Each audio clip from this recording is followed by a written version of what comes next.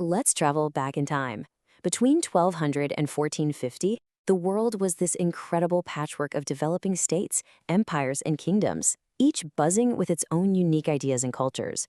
We're about to go on a global tour to see exactly how these very different societies built themselves from the ground up. So here's our learning plan. In this explainer, we're going to analyze the different ways states formed between 1200 and 1450. We'll break it down region by region, like a grand tour. By the time we're finished, you'll be able to confidently compare and contrast all these different methods of state building across the globe. Here's our itinerary. We'll start with the powerful blueprint of Song China, then hop over to the innovations happening in Dar al-Islam. From there, we'll explore new powers popping up in Asia and Africa, then contrast what's happening in the Americas and Europe. And finally, we'll zoom out and weave it all together for the big picture. First up, Song China. You kind of have to start here, because in so many ways, it was the civilization setting the benchmark for what a powerful, organized state could look like in this era. So what was Song China's secret sauce? It was this incredible thing called the imperial bureaucracy. Now, this wasn't a system where you got a government job because of your family name. No, this was a meritocracy. To become a state official, you had to pass these incredibly difficult civil service exams based on Confucian philosophy. This created a super effective centralized government run by the best and brightest. And here's where it gets really cool. That stable government fueled an absolute economic explosion. They had massive innovations in farming, like Champa rice, which let them get 2 harvests a year instead of 1. All that extra food meant bigger cities, a booming iron and steel industry, and a true commercial revolution, all connected by the massive Grand Canal and fueled by the world's very first paper money. Okay, now let's pivot. We're leaving the super centralized power of China and heading to the Middle East, to Dar al-Islam, a world that was experiencing 2 things at once: political fragmentation and amazing intellectual innovation. So at the same time Song China was consolidating power, the huge Abbasid Caliphate was actually breaking apart politically. But, and this is a huge but, this was not the end of Islamic power. Not at all. Instead, a whole bunch of new dynamic Islamic states rose up to take its place. And a lot of these new kids on the block, like the Seljuks, were Turkic peoples who had migrated into the region and adopted Islam. And one of the most fascinating examples of this is the Mamluk Sultanate in Egypt. The Mamluks had a wild origin story. They were originally non-Muslims, often young Turkic boys, who were enslaved, brought to Egypt, converted to Islam, and then trained to be an elite warrior class. They became so powerful, they eventually just took over, creating one of the most stable and powerful states in the Islamic world for centuries. Now here's a crucial point. Even though the political map was fractured, Dar al-Islam was a buzzing center of learning. You had the House of Wisdom in Baghdad preserving ancient Greek texts, and scholars were making huge leaps in math and medicine. A lot of this knowledge actually made its way into Europe through places like Spain. And Islam itself kept spreading. Not so much by the sword anymore, but through merchants on trade routes and charismatic Sufi missionaries. Okay, let's keep expanding our tour. Now we're heading to South and Southeast Asia and down into Africa, where we're going to find even more diverse ways to build a state. And South and Southeast Asia, you really can't talk about the state without talking about religion. It was the absolute bedrock. You had powerful Hindu states like the Vijayanagara Empire and incredible Buddhist states like the Khmer Empire. They used their shared beliefs to unify people, justify their rule, and create amazing culture.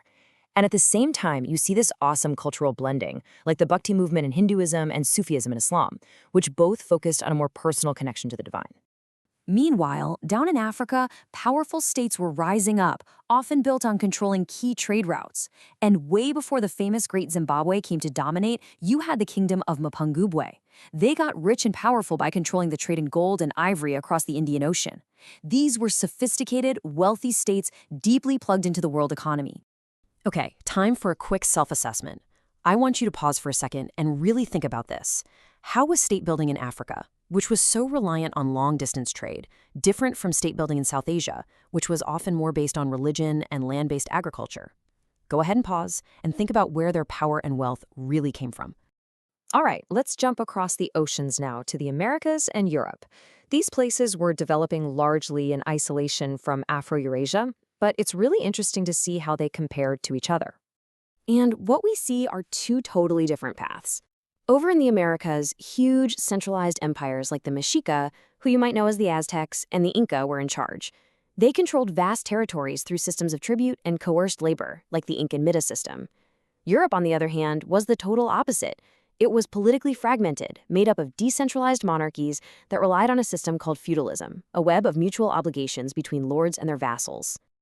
And this map just says it all, doesn't it? You don't see one big, unified empire. You see a messy patchwork quilt of kingdoms, duchies, and city-states, all competing with each other. A big, powerful, centralized government was definitely the exception in Europe, not the rule. Okay, time to practice a key AP skill. I want you to pause the video and try to write a single sentence, just one, that makes a comparative claim about state building in the Mexica Empire and feudal Europe. Don't be shy, give it a shot. All right, you back? A really strong claim would sound something like this. While the Mexica built a centralized empire demanding tribute from conquered peoples, European states were decentralized systems of mutual obligation between lords and vassals. You see how that works? It directly compares both of them and uses specific, accurate vocabulary. So our world tour is complete, but now comes the most important part.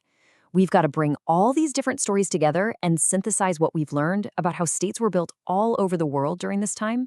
This table is our ultimate cheat sheet. Let's break it down. Look at the governance column. You see the huge contrast between China's slick bureaucracy and Europe's messy feudalism. Now look at legitimacy. See that common thread? Religion, religion, religion. It's everywhere, just in different flavors. But then look at the labor systems. Wow, talk about diversity. You've got everything from free peasants in China to the coerced serfdom in Europe and the Mita system in the Americas. So let's nail down the key takeaways. Number 1, there was no one-size-fits-all model for building a state. It was incredibly diverse. Number 2, religion was absolutely crucial. It was the software that ran these societies. Number 3, how you built your economy mattered, and it varied a ton. And finally, remember that Song China stands out as that powerful benchmark of a highly advanced, centralized state. Okay, one last moment for self-assessment. As you look back over our tour, which region still feels a little fuzzy, a little unclear? That's your cue for where to review. And on the flip side, which comparison that we made today was the most surprising or interesting to you? Thinking about that helps make these connections stick. So we end in 1450 with this global tapestry of states, each governing in their own unique way. But that leaves us with a huge question, doesn't it? What on earth, what kind of technological, economic, or cultural change could possibly be big enough to smash these separate worlds together and bring them into direct, permanent contact? And that, well, that's the question that's going to launch us right into the next unit.